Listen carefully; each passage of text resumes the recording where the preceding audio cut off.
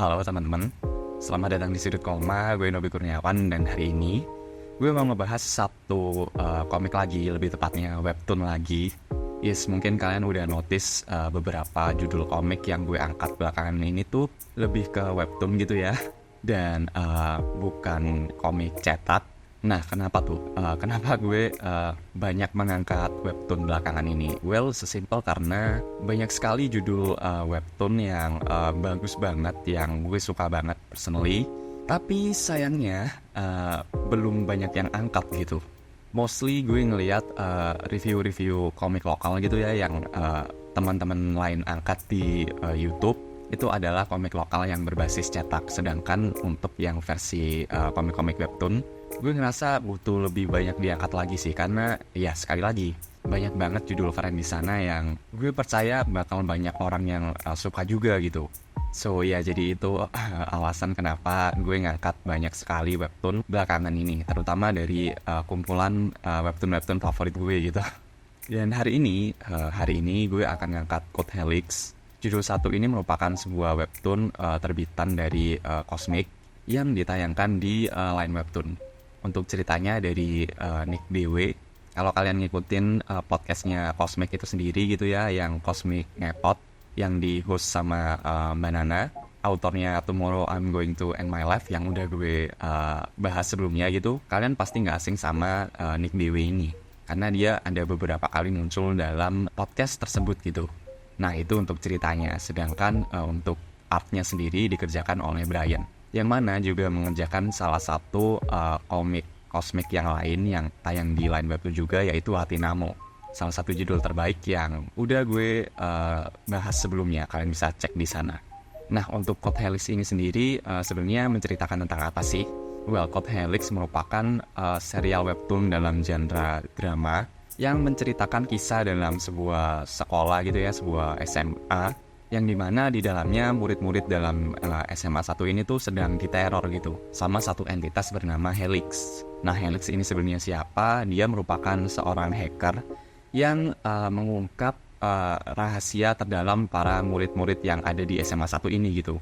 Dia semacam mengangkat keburukan dari murid-murid yang ada di sini, kemudian menyebarkannya gitu ke internet, yang mana akan dibaca oleh seluruh penduduk dari sekolah satu ini gitu. Jadi mungkin tema besarnya adalah hacking/pencurian data gitu.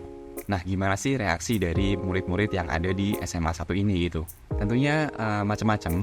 Ada yang terbantu karena semisal borok dari pacarnya akhirnya ke reveal. Atau mungkin di kasus lain tuh, selebgram di sekolah kita ternyata di belakang layar tuh seperti ini. Kemudian ada anak nih yang lagi deketin gue, ternyata dia ada modus yang tersembunyi di belakangnya yang lumayan gila juga sebenarnya, dibuat taruhan gitu.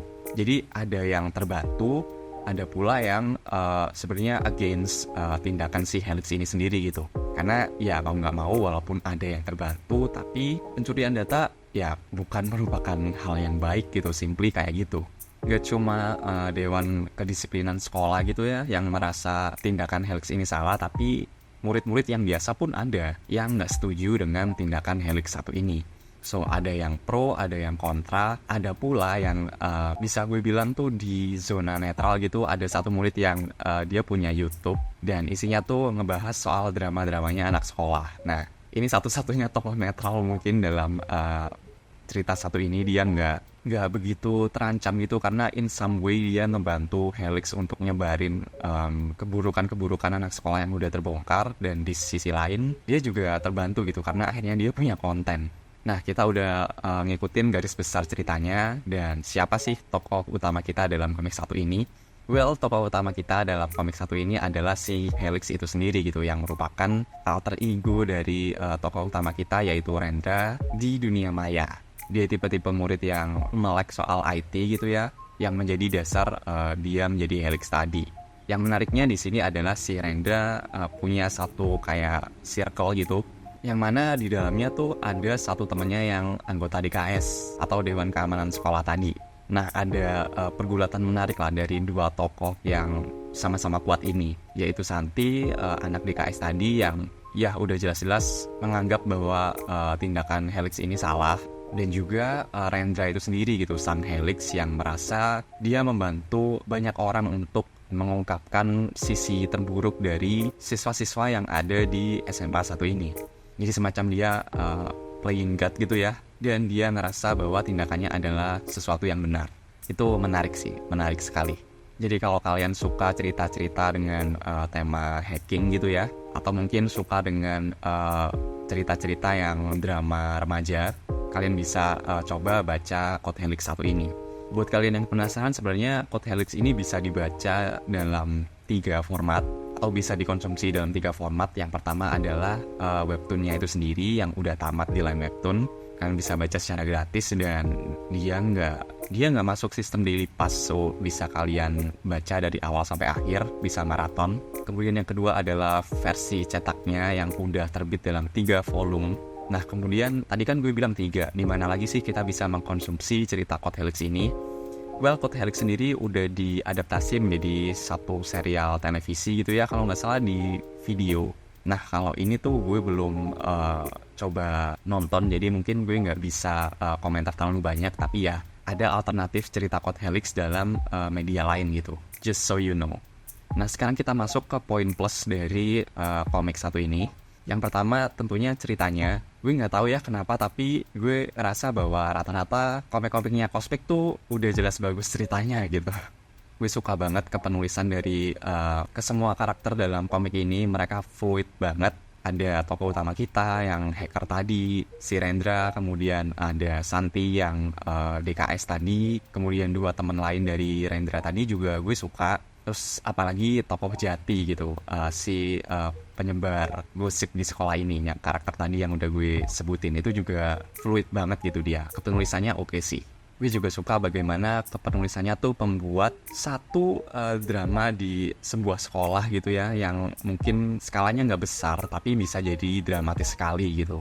Terus endingnya gue juga suka banget sih, apalagi di part toko es krim itu, aduh, ini merupakan salah satu komik yang punya ending tuh bagus banget gitu, gue suka.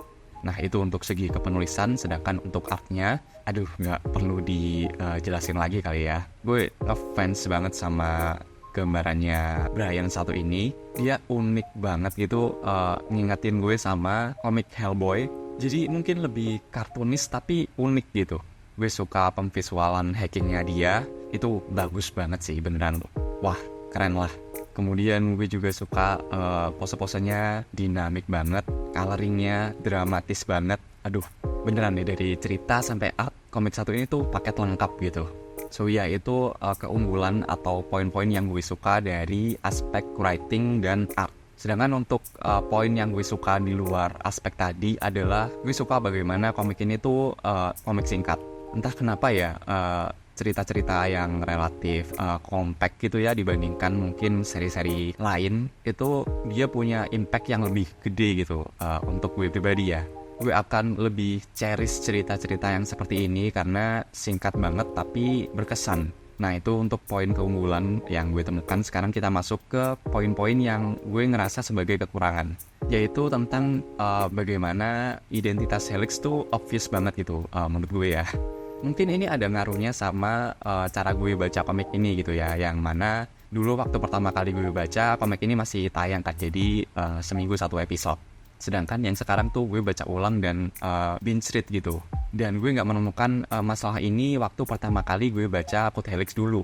Entah ngaruh dari cara baca tadi atau emang ya dulu gue bacanya masih muda sih, masih sebagai younger audience gitu. Sedangkan sekarang tuh ini aneh sih kalau karakter-karakter di dalamnya tuh terlalu lama untuk mengkoneksikan antara Helix dan Rendra gitu. Walaupun to be fair di sini Rendra punya alibi ya, tapi nggak tahu sih, terlalu jelas aja gitu kalau Helix adalah Rendra menurut gue ya. Itu aja sih kekurangannya. Selebihnya komik ini oke banget, masih sangat seru untuk diikutin. Pertarungan antara hacker yang berandal ini dan penegak sekolah Santi dari DKS tadi itu keren banget. Gue suka strategi mereka berdua. Mereka sama-sama punya kartu as dan penggunaan kartunya itu, wah keren banget sih. Masih sangat seru buat diikutin, masih sangat engaging dan sangat gue rekomendasikan untuk kalian. So ya, mungkin itu aja untuk pembahasan Code Helix satu ini. Kalian bisa tungguin episode-episode komik lainnya yang tentunya akan ngebahas komik-komik keren lainnya. Dan ya, mungkin itu aja. Seperti biasa, terima kasih sudah dengerin. Gue Nobi Kurniawan dan sampai jumpa di halaman selanjutnya. Thank you.